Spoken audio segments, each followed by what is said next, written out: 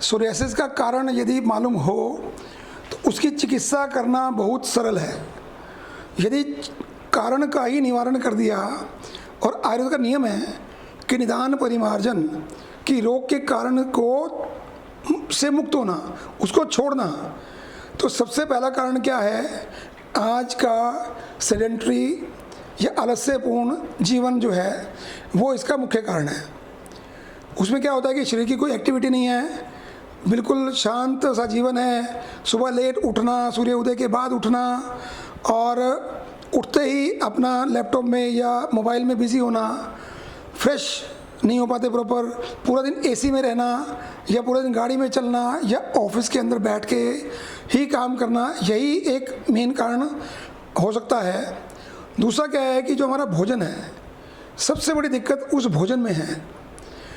आज के बच्चों को यदि ये कहा जाए कि दूध पिया करो तो बोले स्मेल आती है, कहा जाए कि घर का खाना खाया करो बोले टेस्ट नहीं आता, तो क्या करेंगे? जंक फूड खाएंगे। जंक फूड के साथ साथ नॉन वेज खाएंगे, उसके साथ साथ दूध के साथ नमक की चीज़ें।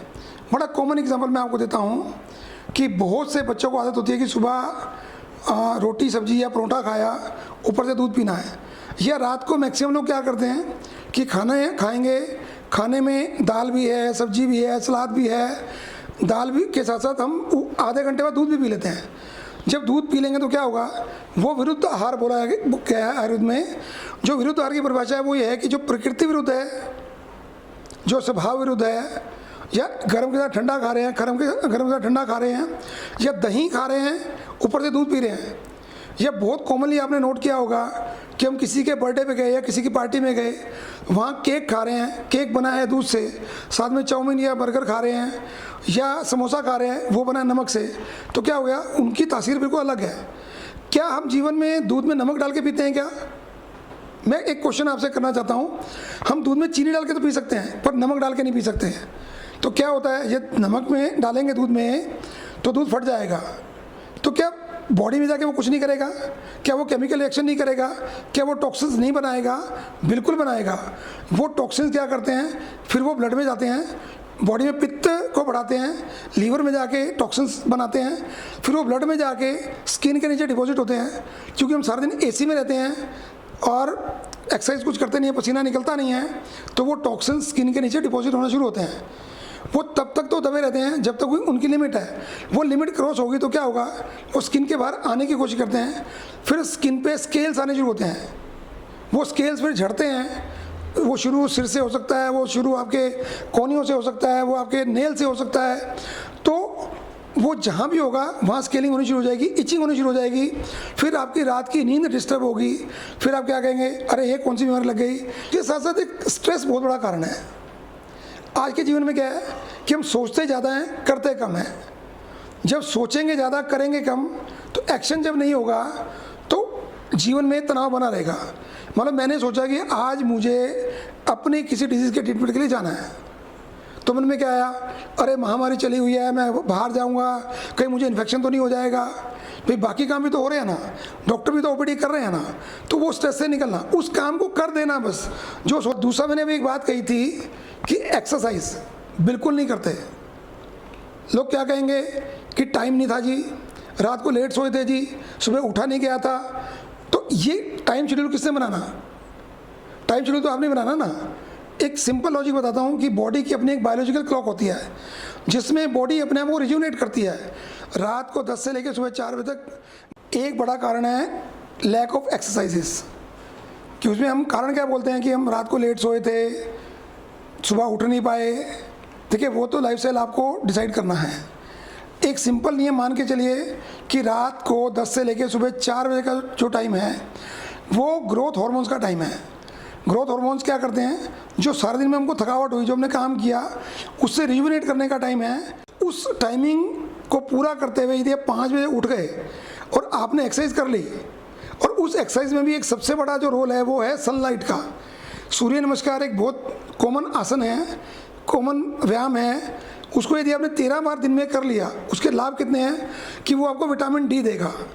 विटामिन डी मिलता है सूर्य उदय के समय। आपको जो मैं दिन में कर लूँगा 11 बजे 12 बजे तो नहीं कुछ मिलने वाला। सुबह यदि आपने किया सूर्य उदय के समय, देखिए, नमस्कार आप किसको कब करते हैं? जब पहली बार मिलते हैं, सूर्य उदय हुआ उसको नमस्कार करना है आसन के रूप में। उसके साथ साथ वो है ओवर थिंकिंग, कि हम सोचे जा रहे हैं, एक्शन में कुछ ला नहीं रहे। उसके अलावा हेरिडिटरी फैक्टर हो सकता है कि आपके परिवार में कि पिताजी को, माताजी को, मामा जी को, नाना को, नानी को, परिवार के किसी नज़दीकी रिश्तेदार को सोरियासिस है, या आपके जन्म से पूर्व आपके माता पिता में से किसी एक को थी, तो आपको होने के चांसेस ज़्यादा हैं। चाहे आज सोरियासिस आपको नहीं है पर माता पिता को थी, तो आपको अपना खान पान, अपना रहन सहन बिल्कुल ठीक रखना ही पड़ेगा, नहीं तो होने के चांसेस 80% तक हो जाते हैं। और क्या है कि स्वेटिंग नहीं होती है, गर्मियों में पसीना आना चाहिए। हम गर्मियों में कहाँ बैठे हैं? एसी में। सर्दियों में वैसे पसीना नहीं आता।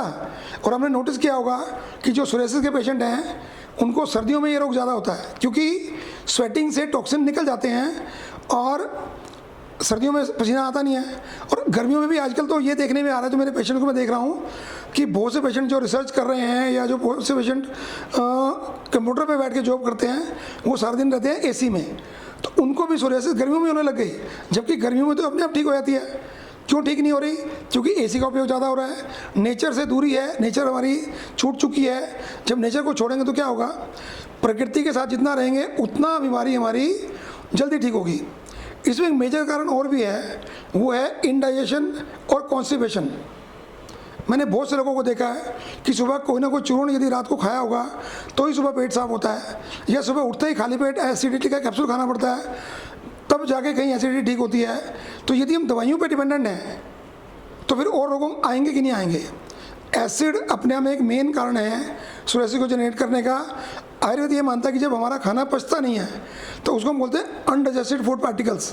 जब वो एब्जॉर्ब हो गए ब्लड में, वो चले गए लीवर में, वो कन्वर्ट हो गए टॉक्सिन्स में, और वो टॉक्सिन्स पहुंच गए ब्लड के थ्रू स्किन में, तो फिर वो स्किन में जाके कहीं ना कहीं सोरियासिस या एक्जिमा जैसे किसी डिजीज़ को पैदा करते हैं। एक बात इन केस ऑफ फीमेल्स में जरूर कहना चाहूँगा कि जिन लड़कियों को पीरियड्स ठीक से नहीं आते, जिनके पीरियड्स कम रहते हैं, उन लोगों को भी सोरियासिस होने के चांसेस ज़्यादा रहते हैं। उनका वेट बढ़ता है। फिर यदि उस सारे में से कहीं गोलगप्पे खाने की आदत है, या कहीं नॉन वेज खाने की आदत है, या कुछ इस तरह के रॉन्ग कम्बिनेशन जो मैंने पहले बताए उस तरह के कम्बिनेशन खाने की आदत है, तो सोरियासिस होने के चांसेस बढ़ते हैं। हमारे देश को ये कहा गया है कि India is diabetic capital in the world, पर जिस तरह के पेशेंट में सोरियासिस के देखता हूँ तो मुझे देख के तो ये लगता है कि शायद हम सोरियासिस कैपिटल भी होने जा रहे हैं बहुत जल्दी से। यदि आप सोरियासिस से बचना चाहते हैं तो आप आयुर्वेद गुरु में कंसल्ट कर सकते हैं। जो नंबर स्क्रीन पे दिखाए जा रहे हैं वहाँ पे आप फ़ोन कर सकते हैं, कंसल्ट कर सकते हैं। उसके बाद आपको प्रॉपर लाइफस्टाइल और प्रॉपर ट्रीटमेंट भी दिया जा सकता है। तो आपको एक ही काम करना है कि यदि सोरियासिस हो गई है तो तुरंत इसको रोकिए, नहीं तो लाइफ इतनी बुरी है इसके बाद कि पूरी बॉडी पे स्केल्स हो जाते हैं। जैसे मछली की बॉडी पे स्केल्स होते हैं, ऐसे पूरे बॉडी पे स्केल्स होते हैं। और रात की नींद हराम होती है, जब खारिश होती है तो सो नहीं पाता आदमी।